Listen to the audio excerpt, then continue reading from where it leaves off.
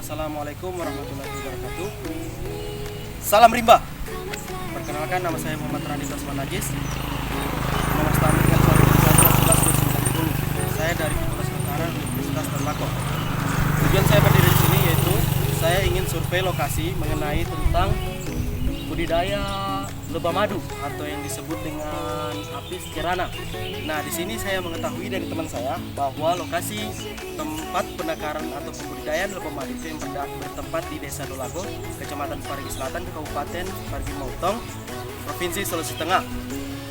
Nah, di mana dari papan nama yang saya dapatkan sini, di mana bahwa pembudidaya atau kelompok tani Yelia Berseri ini bekerjasama dengan kemitraan KPH Dolago Tanggunung yang itu Dinas Kehutanan Provinsi Sulawesi Tengah dengan kelompok tani atau KTH yang di Yelia Berseri tersebut, di mana penangkaran lebah madu ini sudah terkenal di berbagai daerah maupun mancanegara karena dengan khasiat yang cukup baik dan khasiat yang sangat besar sekali dari lebah madu tersebut. Untuk itu, sebelum kita lanjut ke video selanjutnya, jangan lupa buat teman-teman di like, comment, and share, dan subscribe, dan jangan lupa tekan tombol loncengnya agar kiranya channel saya ini bisa berkembang. Untuk itu, marilah kita saksikan video selanjutnya. Oke teman-teman, silakan ikuti video selanjutnya saya. Mari kita akan memasuki lokasi di mana tempat penangkaran lebah madu tersebut yang berada di Desa Dolago ini. Ayo kita telusuri, guys.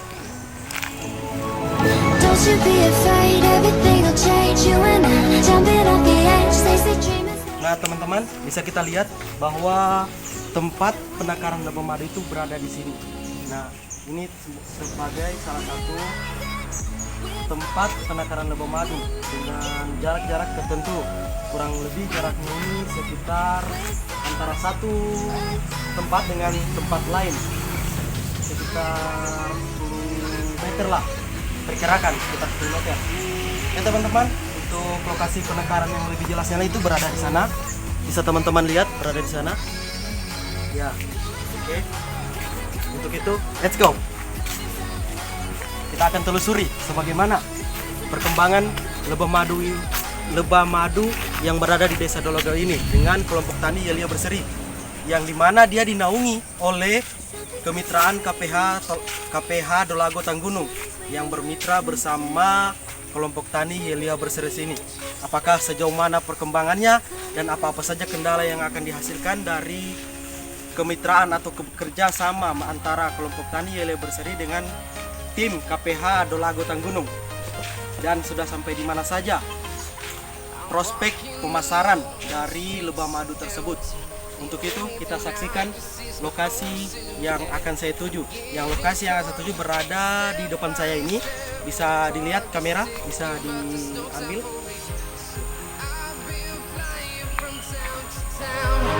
From London to Taiwan, I've been all around the globe trying to protect your soul. We are heroes tonight. We will fly above the sky.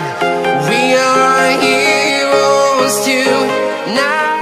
Oke teman-teman, sekarang saya berada di lokasi penangkaran lebah madu atau pembudidayaan lebah madu. Lebah madu atau Apis cerana. Nah, bisa teman-teman lihat bahwa beginilah bentuk sarang atau tempat lebah madu tersebut menyimpankan dia punya madu. Ya, bisa teman-teman lihat. Nah, ini kayaknya sudah selesai panen. Sudah selesai pemanenan. Dalam waktu berapa bulan, tahunkah dalam proses pemanenannya ini? Nanti kita akan tanyakan kepada pihak kelompok tani yang mengelola pembudidayaan lebah madu tersebut. Bisa teman-teman lihat bahwa di belakang saya ini banyak sekali terdapat tempat-tempat untuk menangkarkan lebah madu. Untuk itu, yuk teman-teman ikuti video saya. Nah, satu saran saya teman-teman, karena kita sedang berada di luar dari areal kawasan rumah kita. Nah, jangan lupa selalu menjaga protokol kesehatan dan jangan lupa memakai masker ya. Nah, saya sekarang berada di di Desa Dolago, Kecamatan Parigi Barat, Kabupaten Parigi Motong. Nah, itu jauh dari rumah saya. Nah, perjalanan saya kemari kurang lebih 1,5 jam lah dari lokasi rumah saya untuk bisa mendatangi lokasi budidaya lebah madu. Nah, di sini kita menemukan tanaman khas atau khas asli dari Sulawesi Tengah atau bisa dikatakan endemik Sulawesi Tengah, yang dimana tanaman ini merupakan tanaman yang kualitas paling baik dengan tingkat kekerasannya nomor 1.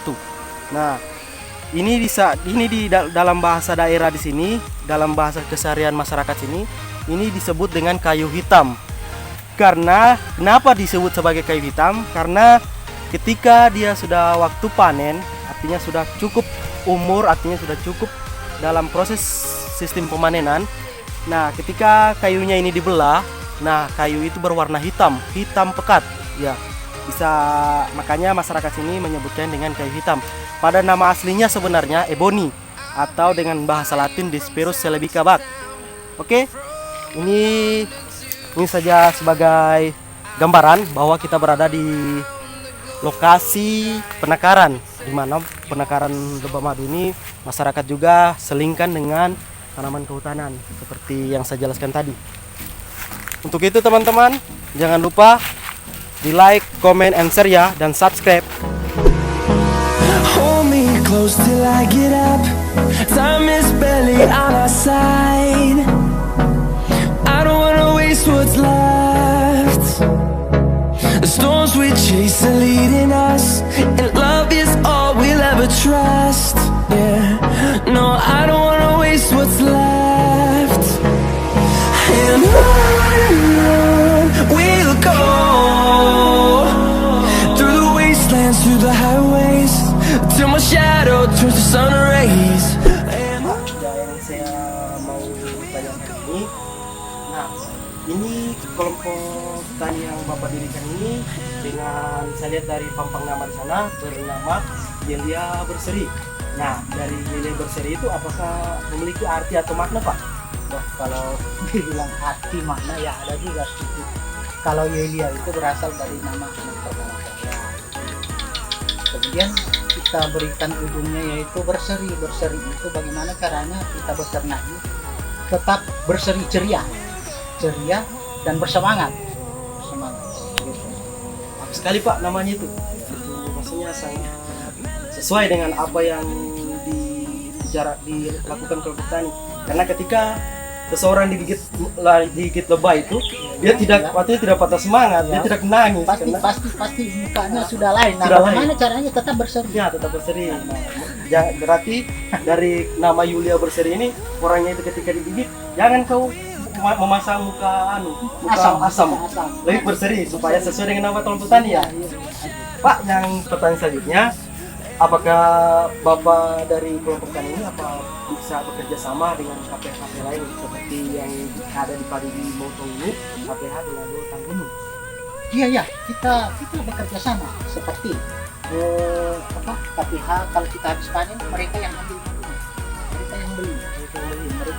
Jadi di situ kita sudah terbantu bisa pemasaran. Nah, belum lagi pemasangan bantuan-bantuan seperti papan nama. Kita bantu Berarti seperti papan nama yang ada ya, di kita bantu dari KPH sendiri ya. Berarti peranan KPH itu sangat penting ya bagi kelompok tani di sini dan masyarakat sekitar Dolago ini. Iya, penting sekali. Ini sangat menarik nih. Nah, untuk sudah sejauh mana perkembangan budidaya lebah madu yang kerjakan sekarang? Kalau ditanya masalah sejauh mana ya sudah agak jauh juga, sebab kita berdiri pada tahun 2012 sampai 2020.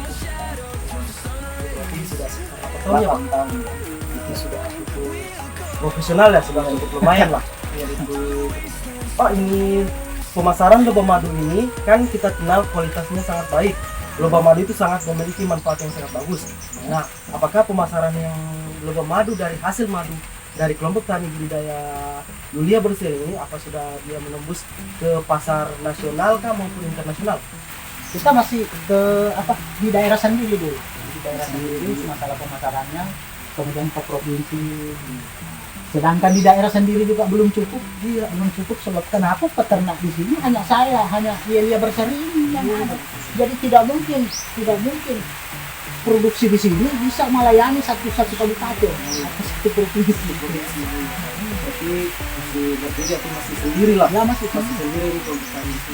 Berarti sangat bagus ya untuk perkembangan ini. Jadi berarti untuk gambaran sebagai masyarakat, kalau mau ingin sehat, silakan kunjungi Yelia Berseri ini demi mendapatkan hasil madu yang berkualitas sangat baik. Dan lebah madu ini seberapa luas Pak menurut Bapak? Kalau di sini untuk yang stok di sini yang kita kabarnya kurang lebih 5 hektar, kurang lebih 5 hektar. Tapi ada lagi di lokasi-lokasi lain yang kita pinjam kepada masyarakat. Ini kan stok lebah kan tidak merugikan masyarakat, malah dia membantu hasil produksi pertanian. Seperti kakao dia membantu penyerbukan. Jadi dari peternakan lebah madu itu sangat bermanfaat bagi teman-teman yang ada di sekitarnya. Iya betul.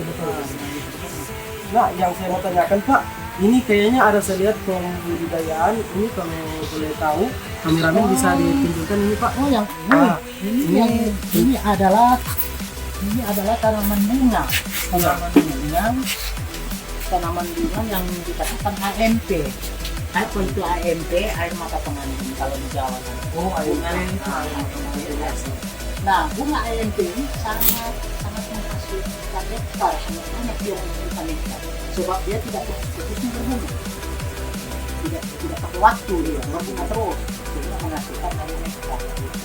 itu sebagai membantu untuk lebah itu bisa menghasilkan madu yang berkualitas. Iya, sebab madu ini sebab ini lebah ini mengambil madu adalah dari bunga betina, yang menghasilkan nektar.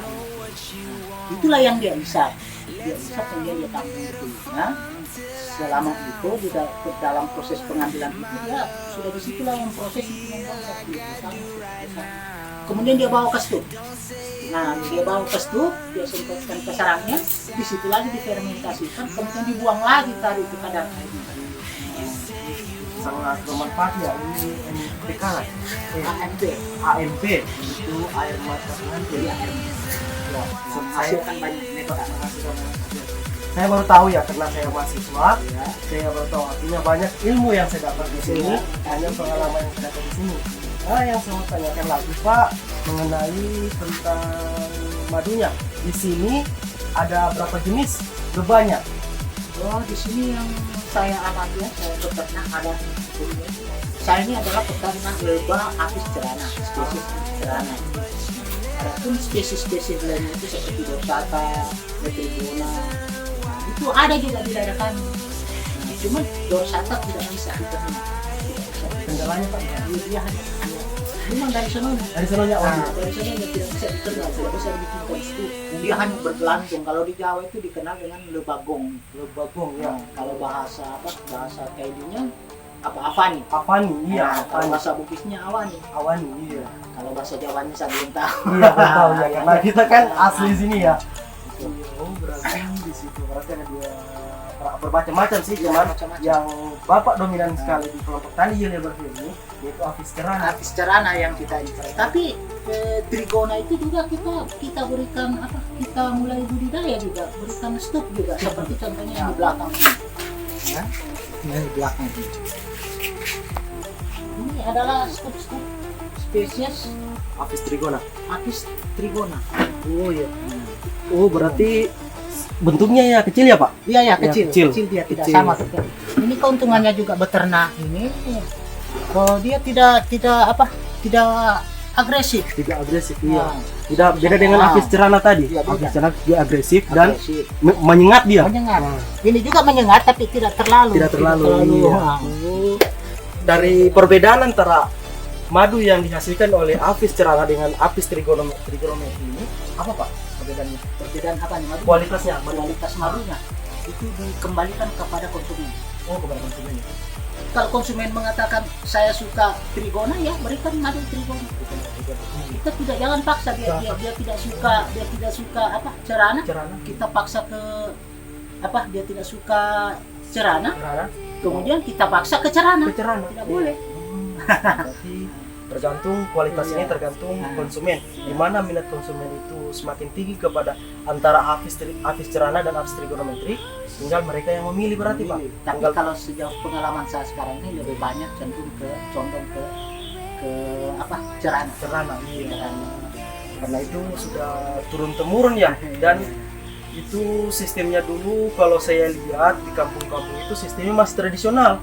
Dia mengambil dari atas pohon, nah dia langsung iris di sana sarangnya. Nah, sedangkan Bapak akhirnya sudah menuju ke modern. Bapak sudah buatkan penakarannya, Bapak sudah buatkan tempatnya. Sudah itulah kalau dulu kan belum ada pembudidaya. Iya. Belum ada pembudidaya, jadi itu masyarakat mengambil madu di lubang-lubang kayu, di lubang batu, tidak pernah diberikan stok. Nah, ini namanya kita budidaya, berarti budi dan daya. Jangan langsung mengambil madunya tidak pernah diberdayakan. Iya, betul Pak. Pernah diberdayakan. Merusak. Begitu. Pak, untuk mengenai KPH Tolak Kota Gunung, kriteria yang mereka anukan kemari, sering datang kemari, pelajaran apa saja yang dia adakan ke Pak? Pelajaran sih enggak. Mereka hanya memberikan semangat, memberikan bantuan kepada kelompok. Ini Pak, kalau untuk pengelola di sini, apa Bapak butuh karyawan atau bagaimana? Atau Bapak sendiri saja yang turun langsung mengelola budidaya? Kalau biasa juga pakai karyawan, kalau misalnya kita tidak sempat, panggil orang yang sudah ngerti, iya, yang paham. Jangan panggil yang tidak paham, sebab bisa merusak. Iya, betul. Merusak ekosistem dari Apis cerana ini. Pak, itu saja mungkin yang saya tanya-tanyakan ke Bapak, karena saya alhamdulillah sudah bisa mengerti tentang lebah madu, karena ada 2 kategori di sini, Apis cerana dan Apis trigonometri. Nah, saya artinya sudah bisa mengambil kesimpulan bahwa lebah madu yang dihasilkan dari kelompok tani Yulia Berseri ini sangat berperan penting bagi masyarakat, sangat karena memiliki khasiat yang cukup bagus. Nah, untuk itu Pak, kita singkat saja untuk di sini. Kita bisa telusuri Pak, seberapa luas tempat penakaran budidaya. Oh, mau melihat lokasinya, iya, tempat-tempat stoknya. Iya. Ya, boleh. Oke, setelah kita akan menuju ke lokasi-lokasi di mana struk-struk dari penakaran lebah ini akan kita saksikan, yang akan langsung dipandu oleh pemilik kelompok tani Yulia Berseri tersebut kepada Bapak sana. Berarti kita akan menelusuri di mana struk-struk itu diletakkan untuk bisa tempat penakaran madu tersebut.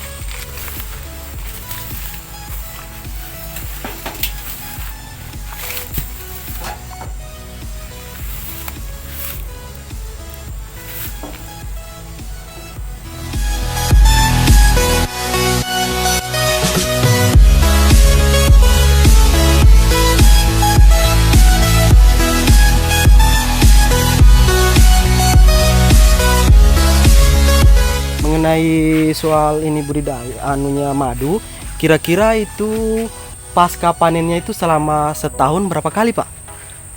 Kita tidak berdasarkan setahun atau berapa bulan. Kita melihat saja sikonnya, situasi dan kondisinya. Kalau seperti saya katakan tadi penjelasannya itu melihat sikonnya, apabila dia layak panen, kita panen. Kalau tidak layak panen, jangan. Cuman masalah hasilnya dalam satu stuk itu kita tidak bisa prediksi dalam satu stuk harus 2 botol, 5 botol. Kalau sudah dikemas tidak bisa. Sebab dia sangat tergantung dari musim bebungaan. Apabila musim bebungaan, ya syukur alhamdulillah banyak. Yang dihasilkan. Tapi kalau musim-musim bukan bebungaan, musim pecekelik, itu dia pasti hasil produksinya agak menurun. Nah, memang sudah begitulah hukum alamnya. Berarti tidak bergantung pada lebahnya sendiri, tetapi pada kondisi alam yang ada ya. Iya. Nah, mengenai karena saya lihat Pak, pada lokasi penakaran lebah madu ini ada sebuah kayaknya ini kayak tambak-tambak kecil atau kolam ya Pak? Oh ya, kolam. Nah, Kolam ikan yang kita bangun. Iya. Sebab kenapa kita bangun kolam? Sebab antara peternak lebah dengan kolam itu bersinergi, berhubungan erat, saling membutuhkan.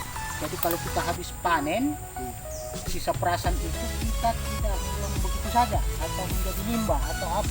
Jadi kita berikan ikan. Begitu, berarti Sisa perasan itu artinya simbiosis mutualisme, sama-sama saling membutuhkan, sama-sama saling menguntungkan. iya, Ikan membutuhkan pakan, ya, madu membutuhkan nektar. iya. Artinya bisa Lebah membutuhkan nektar. Iya. Ikan membutuhkan pakan. pakan itu langsung Ya. Atau mau lihat kolam? boleh kita lihat kolam.